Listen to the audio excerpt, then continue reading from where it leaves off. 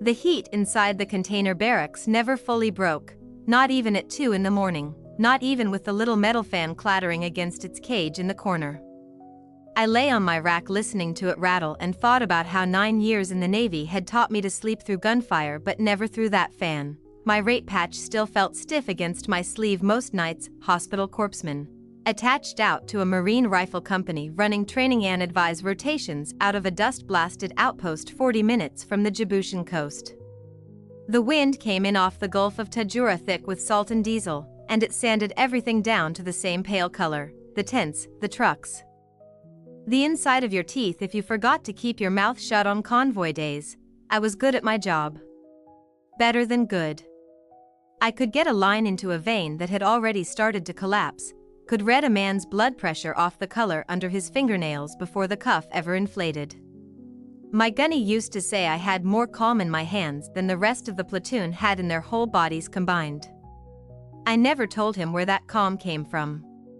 I never told anybody that it was built the same way you build a callus, by getting hurt somewhere over and over until the nerve just stops complaining.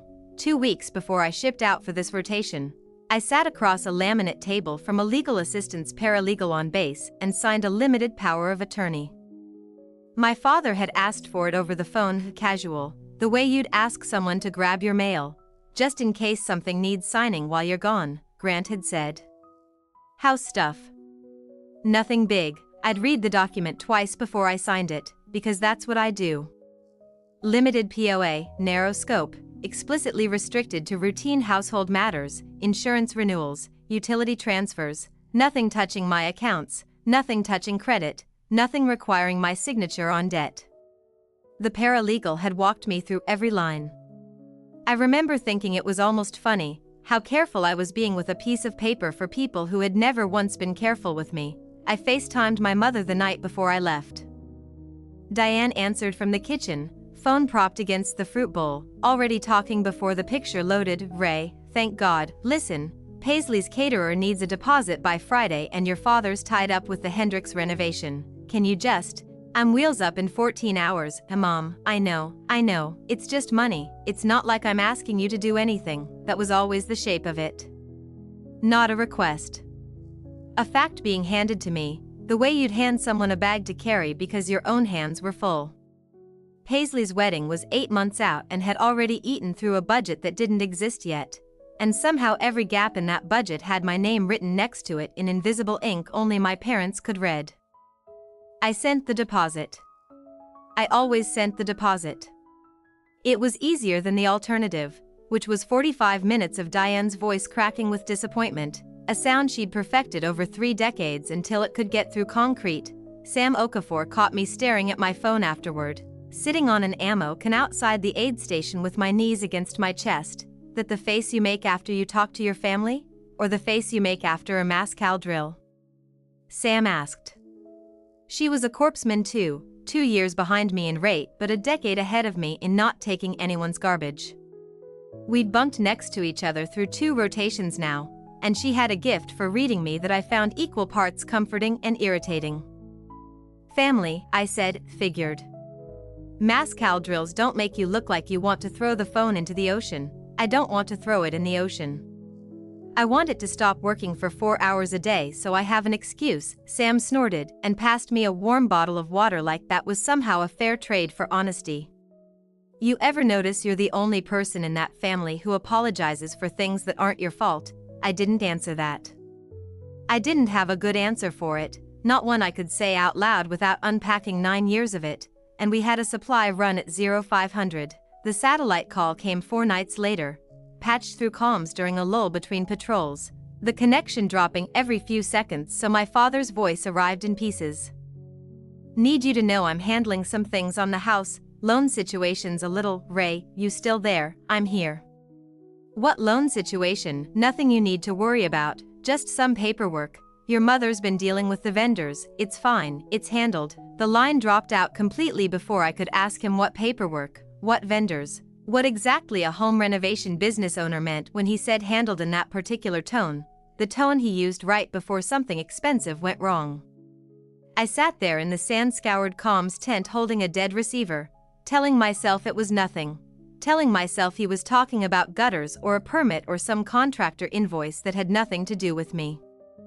I believed it, mostly, because believing the alternative meant admitting I already knew exactly what my signature was worth to people who'd never once asked what it cost me to give it. The alarm cut through the container barracks 2 nights later. A low klaxon wail that had every corpsman and marine on the outpost moving before conscious thought caught up. Indirect fire warning. Not the first we'd had this rotation, but the first with an actual impact close enough to feel through the floor. I was already lacing my boots when Sam banged on the thin plywood partition between our racks. Casualty collection point. Now, word is a supply truck took shrapnel on the perimeter road. We ran the 200 yards in full kit, the ground still ticking with settling dust, grit hanging in the air thick enough to taste. A young Marine named Ibarra had a laceration down his forearm from flying glass, deep enough to need more than a field dressing but nowhere near life-threatening. The kind of wound that still requires you to work fast and clean because infection doesn't care how lucky you got. I had his arm packed and splinted inside 11 minutes, Sam feeding me gauze and calling out his vitals in a voice as level as if we were running a drill instead of the real thing. It was the adrenaline crash afterward that always got me. Hands steady through the work. Then shaking 20 minutes later when there was nothing left to do but wait for the medevac bird. I was sitting on an overturned crate outside the aid station, my gloves still tacky with someone else's blood, when my phone buzzed against my thigh. I almost didn't answer it. I answered it anyway, because some habits you don't break even when you know better. Ray, finally. Diane's voice, breathless with irritation rather than concern. I've been calling for an hour. I was working, Mom. I didn't tell her what kind of working. I never did anymore. There wasn't a version of that conversation that went anywhere good. What's going on? The venue needs the second deposit by Monday or we lose the date. And your father's cash is tied up in the Hendricks job until the client pays out, and I already told Paisley we had it handled. A pause, the sound of her moving through a room, a cabinet door closing. It's 4,000. I know that sounds like a lot, but it's a barn, Ray, a beautiful barn. You'd understand if you saw the photos. There was an attack on the outpost 20 minutes ago. I said it flatly, not for sympathy, just as a fact I needed her to hold for 1 second before she asked me for anything else. A Marine got hurt. I just finished treating him. The silence on the line lasted exactly as long as it took her to decide that wasn't relevant to the deposit. Well. Thank God you're okay, she said, in the tone people use for a stranger's minor inconvenience. But Ray, the venue doesn't care about Djibouti. I need an answer by tomorrow. I need you to understand what I just told you. I do understand. You're safe, you're fine, and I have a caterer calling me every 4 hours about a deposit. Can we please focus on the actual problem? Something in my chest went very quiet and very still. Not anger exactly, more like a door easing shut on a room I'd kept open for 28 years out of habit. I looked down at my own hands, at the dried rust-brown crescents still under my nails, and I thought about how many times I'd made this exact trade, my nervous system for her convenience. And never once gotten the exchange rate I was promised. I'm not sending it, I said. Excuse me, not this time. Talk to Dad about the Hendricks payout, or push the date, or find another venue. I can't be the answer to this every time. I heard Grant's voice in the background, muffled, asking what was wrong, and then the phone changed hands with a small scrape of static. Ray.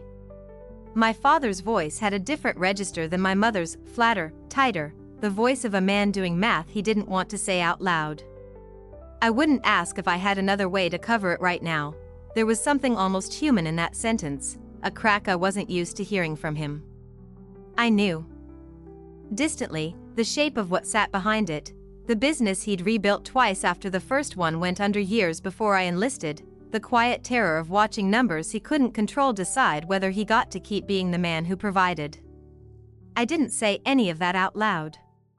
I'd learned a long time ago that naming his fear back to him only ever made him angrier, like being seen was its own kind of insult. I believe you, I said. I still can't send it, fine. One clipped word, and under it, something colder settling into place. I'll figure it out. I always do. What does that mean? It means don't worry about it. The particular careful lightness in his voice was the same one I'd heard 2 nights before, when he'd told me he was handling things on the house. I didn't like it any better the second time. Get some rest. Sounds like you had a long night. He hung up before I could push further, and I sat there on the crate with the phone warm in my hand, the smell of antiseptic and diesel still clinging to my sleeves, turning his words over like a stone with a sharp edge I couldn't quite find. I should have chased it right then. I told myself I would, once I'd showered, once I'd slept, once the shake in my hands settled enough to think straight.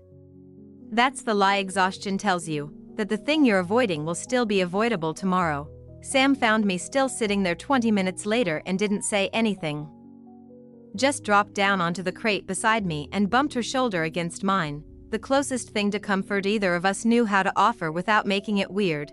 My phone buzzed once more before I made it back to my rack. Not my parents this time, a text from my cousin Meg, the only person on that side of the family who ever reached out without wanting something first. Hey, random, but did you know about the loan Uncle Grant took out against the house? Mom mentioned it at dinner like it was normal, and I didn't want to say anything, but it sounded like a lot. I read it twice in the dark, the glow of the screen the only light in the room, and felt the quiet, settled thing in my chest crack open again into something colder and much more awake. The legal assistance office at the outpost wasn't much more than a repurposed shipping container with a window unit that rattled against the heat, but the fluorescent light inside was steady in a way nothing else on that base ever was. I'd requested an appointment the morning after Meg's text, and I spent the 2 days waiting for it, running the same loop in my head, telling myself it was probably nothing, a home equity line, a business expense, the kind of ordinary financial maneuvering families did without looping in the daughter stationed 8,000 miles away. I stopped believing that the second I actually pulled my credit report. Lieutenant Priya Anand had the kind of face that gave nothing away until she'd decided what she thought, which I appreciated more than I expected to. She sat across a metal desk from me, a laptop between us, and scrolled through the report I'd requested with the flat, methodical patience of someone who'd seen every version of bad news a service member's finances could produce. There it is, she said, turning the screen toward me. A business loan, $40,000, originated 4 months ago. Borrower listed as you. I stared at the entry until the numbers stopped making sense as numbers and started making sense as something else entirely, a hole someone had cut into my life without asking. I didn't take out a loan, I said. I believe you. She said it simply, without the skepticism I'd braced for. That's why we're going to walk through this the right way, so it holds up when it matters. She pulled the loan documents Sam had helped me request online the night before. Sam, who'd sat with me at 0300 while I filled out the request form because neither of us could sleep and neither of us was going to say that out loud. The signature at the bottom of the loan application was close. Close enough that a bank teller wouldn't blink at it. Not close enough to survive someone who'd actually watched me sign my name 100 times on 100 forms. That's not how I make my R, I said, tracing the loop on the screen with one finger. I never close it like that. Anand didn't try to comfort me or tell me it would be fine. She just started building the file. Walk me through the power of attorney. When you signed it, what did it authorize? I recited it back the way I'd read it that day in the base legal office before deployment: routine household matters, insurance, utilities, nothing touching credit, nothing touching debt. Anand pulled up the original document, cross-referenced the language, and nodded once, satisfied in the grim way lawyers get satisfied when the paperwork confirms exactly how badly someone else has broken the rules. This loan falls outside the scope of that POA, she said. Which means either the lender didn't check the limitations closely enough, or somebody presented it as broader than it was. Either way, you have grounds to dispute it as unauthorized, and depending on how the signature holds up, possibly as forgery. I sat with the word the way you sit with a diagnosis, turning it over to see if it changed shape under different light. It didn't. It just sat there, ugly and exact. What do I do? First, we revoke the POA in writing, today, and we send notice to every institution that has it on file. Second, You request a fraud alert and a credit freeze so nothing else moves without your explicit authorization. Third, she paused, and for the first time something like real caution crossed her face. Third, you decide whether you want to report this as a crime. That's not a decision to rush. It has consequences for everyone involved, including you. I thought about Paisley's wedding board, the mood photos she'd sent me of a barn dripping in string lights, the caterer deposit Diane had called about 2 nights ago like it was a matter of life and death. I thought about my father's voice on that call, "I'll figure it out, I always do," and understood, with a kind of cold clarity, that I already knew exactly where $40,000 he didn't have was supposed to end up. Revoke it, I said. Freeze everything. I'm not ready to report it yet. I want to understand the whole shape of it first. Anand printed the revocation forms right there and had me sign in triplicate. Her own signature notarizing each one with the flat, official finality of a door closing. I watched my name go down 4 times in a row and thought about how strange it was that the same 3 motions of a pen could either build a family or dismantle one, depending on who was holding the other end of the transaction. We filed the fraud alert together. She walked me through freezing the joint accounts my direct deposit still technically touched, migrating my pay into an account only I could access. The kind of dull administrative violence that doesn't look like anything on the outside but rearranges the entire architecture of a life. When the screen finally displayed access revoked in flat gray letters next to Grant and Diane's names, I felt something in my chest ease that I hadn't fully realized was clenched. I called Grant that night, because I owed him the chance to explain himself before I decided what came next, and because some stubborn, worn-down part of me still wanted him to have an answer that made this survivable. He didn't deny it right away. That told me almost everything. I was going to pay it back before you ever saw a statement, he said, his voice pitched low, hurried, the voice of a man doing damage control instead of an apology. The Hendricks job stalled, Ray. I needed a bridge, and the wedding vendors don't wait. You used my name, I used the POA. I thought it covered, you know exactly what it covered. I kept my voice level, the way I'd learned to keep it level over an open wound in the dirt, because losing control never sewed anything shut faster. I froze the accounts today, Dad. I revoked it. Nobody's touching my name again without my signature actually being my signature. The silence on the line had a different texture than his usual silences, not sullen, not dismissive. Something closer to panic, trying very hard to sound like reason. You're going to blow this whole thing up over paperwork? Your sister's wedding. I didn't blow anything up, I said. I just stopped paying for a lie I never agreed to. He hung up without another word, and I sat there in the dark with the phone warm in my palm, waiting for the guilt to arrive the way it always used to. It didn't come. What came instead was quieter and stranger, something almost like room to breathe. 2 days later, Sam forwarded me a message that had gone out through the base Family Readiness channel. Some announcement about a private veteran family foundation launching its first grant cycle, aimed at relatives who'd spent years supporting service members without ever asking for recognition themselves. I almost scrolled past it out of habit. Then I thought of Ruth, my father's mother, the one relative in this entire tangled family tree who'd never once called me for money, who used to drive 3 hours every summer just to take me fishing and never once brought up what I owed anybody. I read the eligibility requirements twice, my pulse picking up in a way it hadn't in months. I could nominate someone.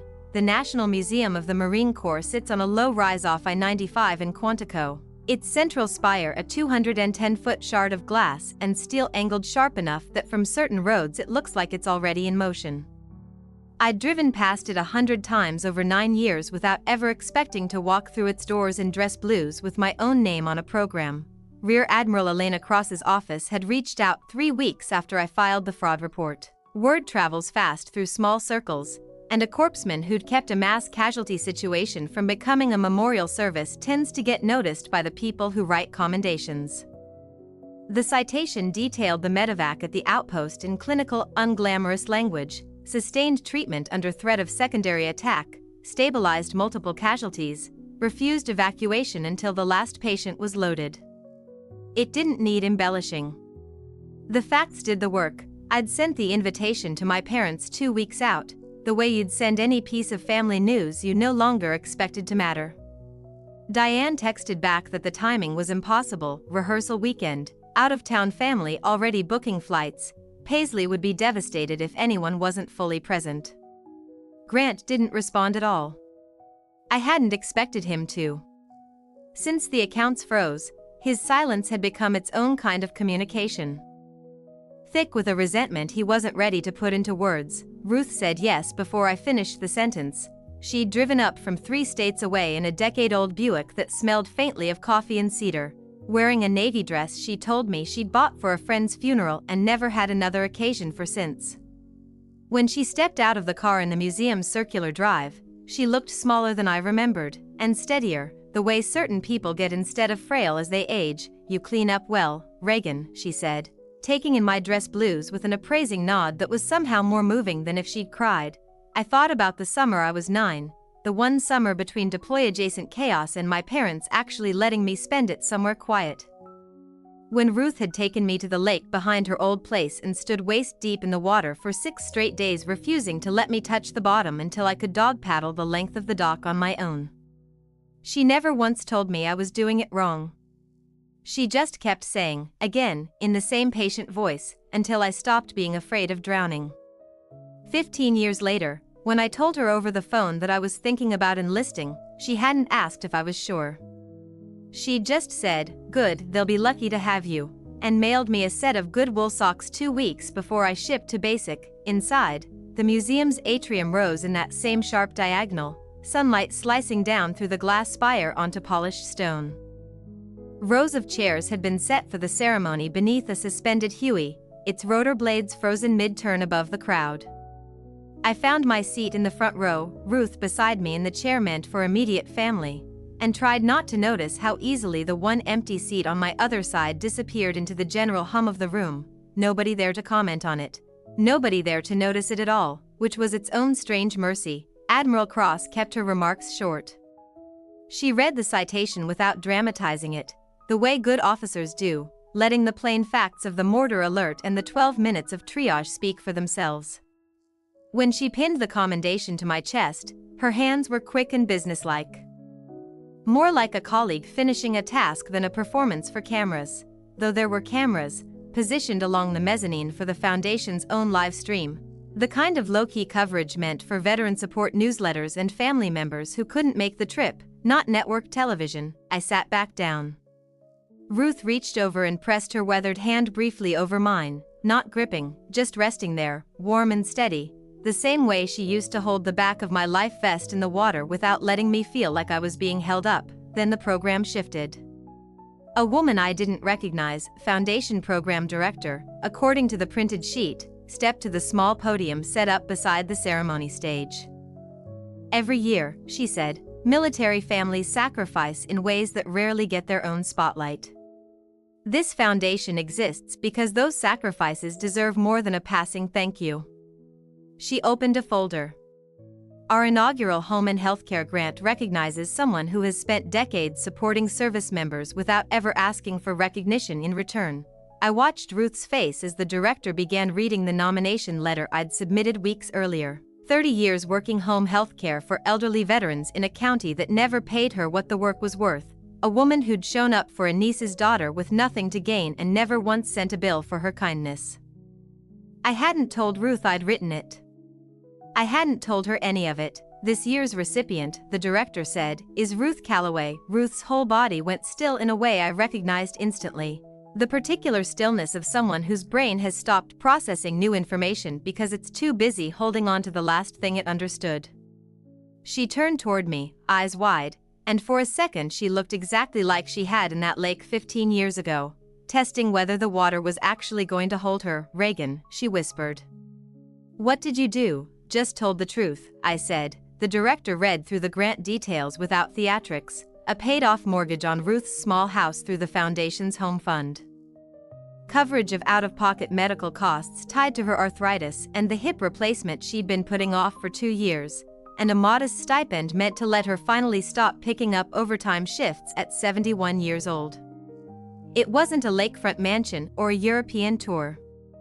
It was a woman getting to keep her house and see a doctor without doing the math first, which was somehow more overwhelming to watch land than anything grander could have been. An aide walked a plain folder up to the small stage, and Ruth stood to accept it with hands that visibly shook. She didn't say anything into the microphone. She just held the folder against her chest and looked out at a room of strangers who were, for reasons she couldn't have anticipated an hour earlier, applauding her. I clapped along with everyone else, watching her, feeling something loosen behind my sternum that had been tight for longer than I wanted to admit. Somewhere at a rehearsal dinner 2 states away, a cousin of mine, the same one who'd texted me about the loan, had apparently pulled up the foundation's live stream on her phone between the salad course and the toasts, because 40 minutes later, sitting in the Buick's passenger seat with Ruth still clutching that folder in her lap, my phone began lighting up with a rhythm I hadn't felt since before the accounts froze. Not 1 call. Not 2, by the time we hit the highway. I'd stopped counting.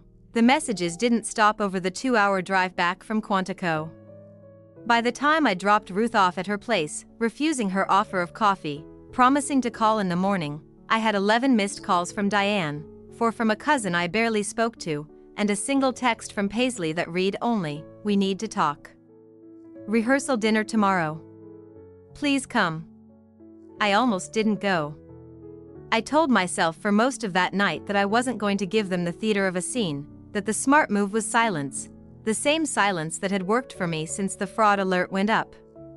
But something in Paisley's text sat differently than the rest. No all caps, no threat. Just a plain request from someone I didn't think had asked me for anything since we were kids. So the next evening, I drove out to the venue anyway, in my service uniform because I hadn't had time to change and honestly didn't care to. The barn sat at the back of a working farm 40 minutes outside the city, the kind of rustic chic venue that costs a fortune to make look effortless. String lights crossed the rafters in loose diagonal lines, and long farm tables were already set with white linens and mismatched mason jars, waiting for a wedding that was now less than a week away. A catering van idled near the side entrance, its back doors open, a woman in a black apron checking something off on a clipboard with the particular tension of someone doing math she didn't like. Diane spotted me before I'd made it halfway across the gravel lot. "There she is." Her voice carried across the open space, bright and brittle, the tone she used when she wanted witnesses to think everything was fine. She crossed toward me fast, heels sinking slightly into the gravel, Grant trailing a few steps behind her with his jaw already set. "We need to talk about the accounts," Diane said, low but not low enough, glancing sideways at a cluster of guests near the barn doors. "Now, Ray. Tonight, I already told you everything you need to know. You froze money that isn't even yours to freeze." Grant had caught up now, positioning himself slightly in front of Diane, his voice pitched for control rather than volume, the same tight, managing tone from every call since the discovery. "This is a business matter. It has nothing to do with the wedding. It has your signature on a document I never signed," I said. "That makes it exactly my business." A few heads turned nearby, an aunt I hadn't seen in years, one of Paisley's bridesmaids holding a sparkler someone had handed out early. Grant noticed the attention and dropped his voice further, stepping closer, close enough that I could see the sweat starting at his hairline despite the cool evening air. "You're going to blow up your sister's wedding over paperwork," he said. "Is that really who you want to be?" "I didn't forge anything," I said. "You did. I'm just the one who noticed." Diane's face shifted then, fast, the way it always did when the first approach failed, anger sliding into something softer, wetter, her eyes suddenly glassy in the string light glow. "You have no idea what kind of pressure your father's been under," she said, reaching for my arm the way she used to when I was small and reluctant to hug a relative. "The business, the loan payments, and now this, right before Paisley's big day." I stepped back before her hand landed, not sharply, just enough to close the distance she was trying to open. "I know exactly what kind of pressure he's under," I said. I read the loan documents. $40,000, my signature, a business that's been underwater since before I ever signed that power of attorney. "None of that is a mystery to me anymore." "Keep your voice down," Grant hissed. "I am keeping my voice down." And I was level, even, the same register I used delivering vitals to a trauma team.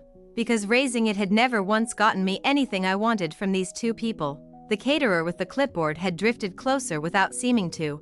The particular hover of someone professionally attuned to a client relationship going sideways. "Mr. Calloway," she said carefully, "we still need the final balance settled before we can finish plating for tomorrow." I left 3 messages this week. Grant's face did something complicated, a flash of pure panic quickly smoothed back into forced composure. "We're handling it," he said. "Give us a minute." "I've given you several minutes, over several days," the caterer said, not unkindly, just tired. "I need an answer tonight or I have to pull my staff." I watched Diane's frozen party smile hold in place a half-second too long, the exact expression she'd probably practiced in a mirror for tonight, now cracking slightly at the edges in front of an audience she hadn't planned for. Paisley appeared then, stepping out from the barn doorway in a simple sundress, no makeup yet, looking younger than I'd seen her look in years. She crossed toward us with none of our parents' performance, just a kind of exhausted directness. "Ray. Can you tell me what's actually going on? Mom keeps saying it's a misunderstanding and Dad won't say anything at all." I looked at her for a moment, at the genuine confusion on her face, and felt something soften slightly that I hadn't expected to feel tonight. "Dad took out a loan using my name without my permission," I said, keeping it simple, keeping it for her instead of for the small crowd now openly listening. $40,000. I found out because Meg noticed something at a family dinner. "I didn't do this to hurt your wedding. I froze it because it's fraud, and I have a legal obligation to protect myself once I found it." Paisley's face went through several things at once, disbelief, then something closer to dawning understanding, her eyes flicking toward Grant, who wouldn't meet hers. "Is that true?" she asked him. He didn't answer. "That was answer enough. I need someone to settle this tonight," the caterer said again, gently but firmly, the clipboard now held against her chest like a shield. "Or I really do have to release my staff." Diane rounded on me one more time, the softness gone now, replaced by something colder and more desperate. "You could fix this in 5 minutes," she said. "One phone call." "You're really going to let your sister's wedding fall apart over principle?" "I'm not letting anything fall apart," I said. "I'm just not paying for something I never agreed to."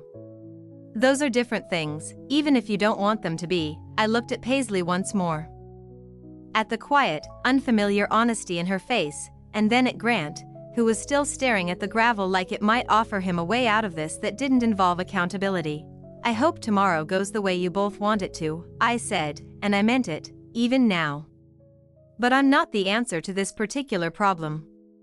I never should have been. I didn't wait for Diane's response.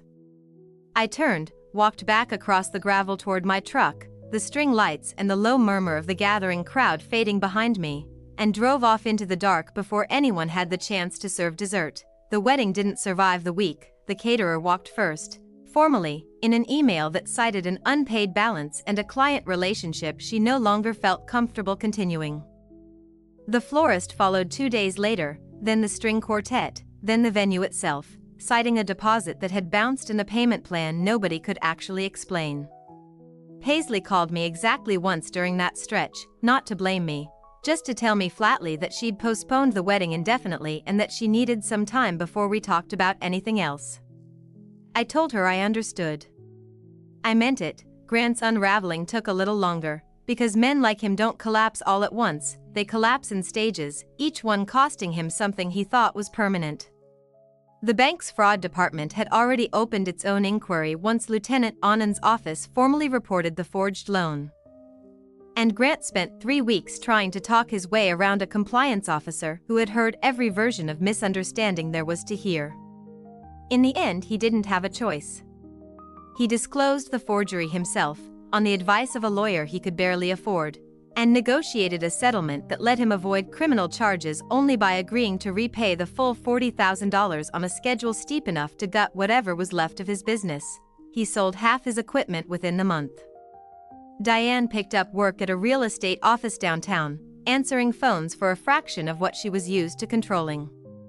They gave up the house with the wraparound porch Paisley had always dreamed of getting married in front of. and moved into a modest rental 2 towns over, the kind of place that didn't ask you to keep up appearances because there weren't any appearances left to keep. I didn't celebrate any of it. I kept waiting to feel something sharp and satisfying when Sam asked how it was going, and mostly what I felt instead was tired, and a little sad in a way I hadn't expected, not for what Grant had done, but for the version of him that might have existed if fear had never gotten its hands around his throat so young. Ruth called me the week the settlement went through, her voice steadier than I'd heard it in months. "You don't have to feel bad for him," she said, like she'd read my silence right through the phone. "You didn't do this to him. He did this to himself, and to you. Feeling something isn't the same as feeling guilty." I sat with that for a long time after we hung up, 6 months later, on a bright Saturday with the kind of clean autumn light that makes everything look a little more possible than it usually does. I drove out to Ruth's new house, paid off in full through the foundation's home fund, small and square with a wraparound porch of its own, though nobody had needed a wedding to justify it.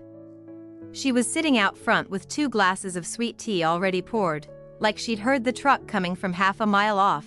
"You're early," she said, handing me a glass as I climbed the steps. Traffic was light. Traffic's never light on I-95. She smiled anyway, patting the seat beside her. "Sit." I sat. The porch smelled like cut grass and the faint chemical sweetness of new paint, and somewhere down the block a dog was barking at nothing in particular.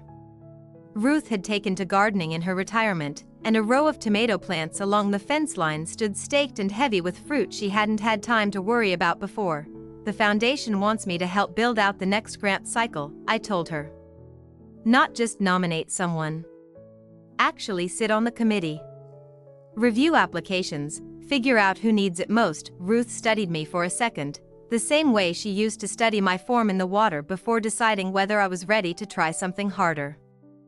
"That sounds like exactly the kind of work you're built for," she said. "You always did care more about the 12 people you could actually help than the one person who never noticed." I thought about that for a while, turning my glass slowly, watching the condensation slide down over my knuckles. Back at Fort Bragg the following week, I stood at the edge of a training range watching a fresh class of corpsman candidates run through triage drills in the mid-morning heat, calling out vitals to instructors who corrected their form with the same patient, unglamorous repetition. Ruth had once used to teach me not to be afraid of drowning.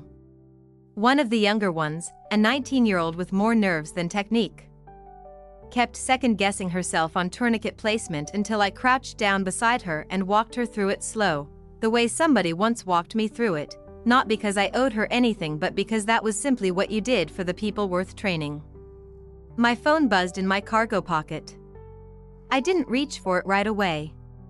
When I finally checked it during a water break, it was a text from Paisley, no context, no apology demanded, just 3 words that felt like more progress than anything the past year had offered. "Can we talk?" I typed back a single word, "Yes," and slid the phone face down onto the range table, because whatever came next could wait until the drills were finished. That evening, I drove back out to Ruth's porch, the way I did most Sundays now, the truck's headlights catching the reflective numbers on her mailbox as I pulled up the gravel drive. She was already outside waiting, 2 glasses poured, the porch light glowing warm against the coming dark.